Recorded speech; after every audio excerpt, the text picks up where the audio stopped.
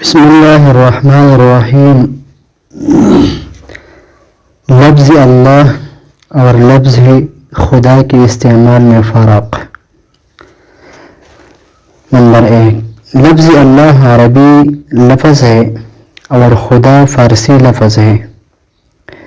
دونوں کا معنی معبود برحق ہے۔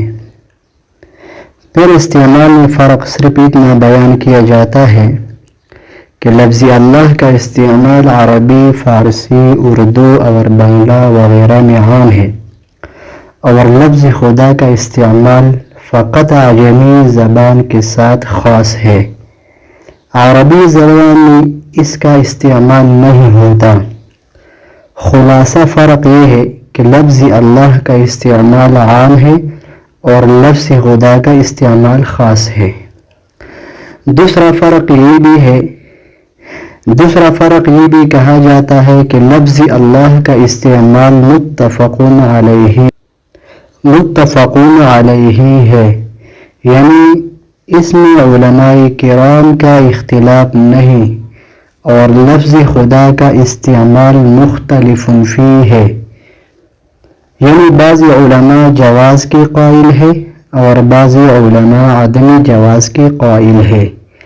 لفظ خدا کی تحقیق یہ ہے کہ لفظ خدا اسم فاعل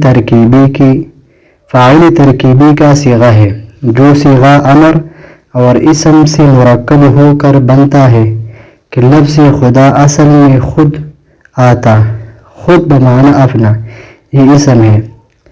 آمدن مصدر بمعنی آنا سے، امر کا واحد حاضر کا صیغہ ہے بمعنی آ، تو اب آ اور لفظ خود دونوں مرکب ہو کر اسم فاعل ترکیبی کا صیغہ بن گیا ہے، اور کثرت استعمال کی وجہ سے خفت کا لحاظ کرتے ہوئے لفظ خود کی واو کو گرا کر لفظ خدا بنایا گیا۔